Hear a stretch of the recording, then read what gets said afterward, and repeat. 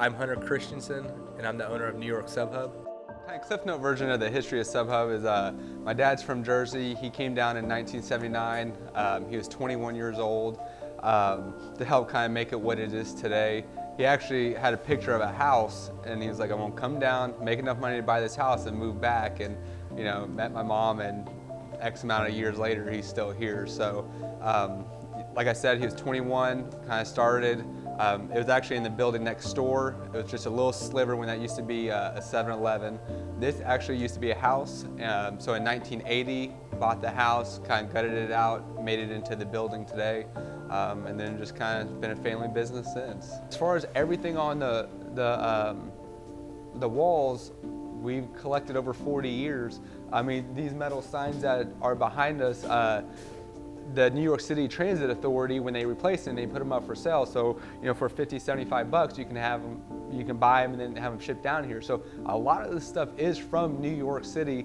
We have a bench over there that's from a subway station that was actually sawed in half. There's a Times Square sign that's from Times Square. So it's very New York, and it's just been collected over the years.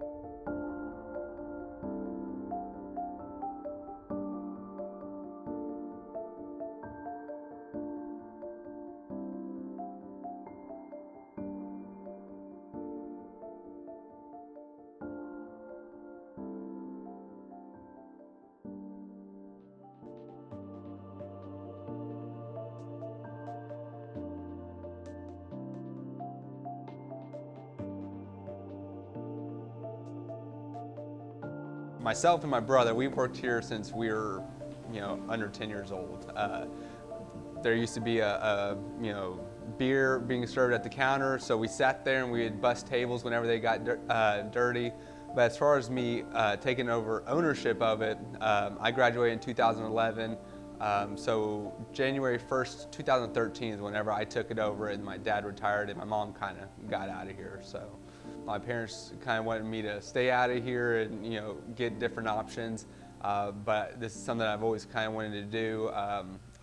I realize that my situation is not like most people, where my parents do have a restaurant, and I've always wanted to kind of carry on that family name, family tradition of owning this store. So I went and got that degree, decided that this is still what I wanted to do, and so here I am, 6, 7 years later.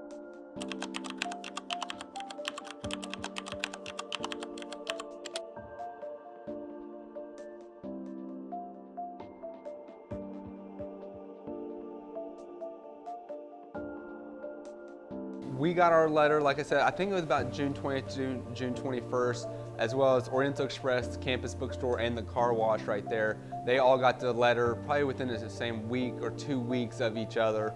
And basically the letter states that they are starting the process of eminent domain. Here's what we believe is fair market value for your property, which they did for each property. Their offer was based on an appraisal that was 2 years old.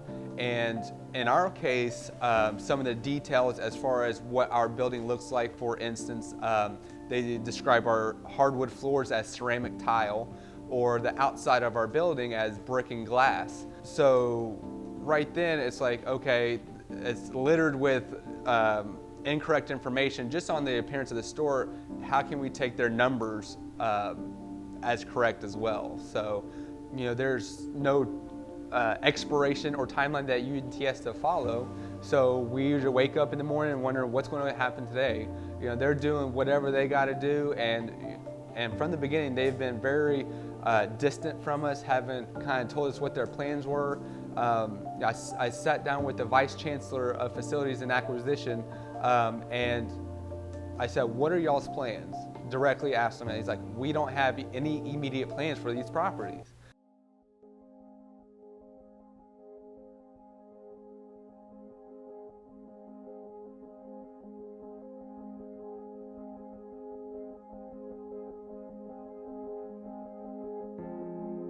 The best part about this is the interacting with a lot of great people each day. We have a lot of customers that have actually been coming in here since the 70s or the 80s that have seen me grow up. You know, even some of my employees, I actually get married in December. Some of my employees are in my wedding. You know, a lot of customers are invited to my wedding. But you can't, you know, purchase the character that this place has. One of the great things about Denton is the uniqueness and the kind of the quirkiness and the local vibe you got from it.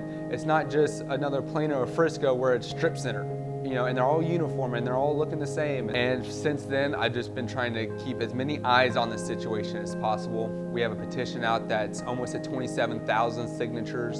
So that is 27,000 people that are supporting our cause of standing up to UNT and threatening eminent domain. We keep all of our information on our Facebook page. That way, what we know, the public knows.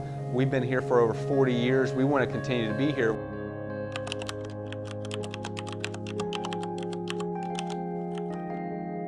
So as of now, we're waiting for their next step. In the process of eminent domain, they're supposed to offer us a final offer, and then we are given, I believe, 14 days to respond to that, whether we accept it or we reject it, and then we move on to phase 2, which is the court proceedings. So like I said, we're waiting to see what they do next.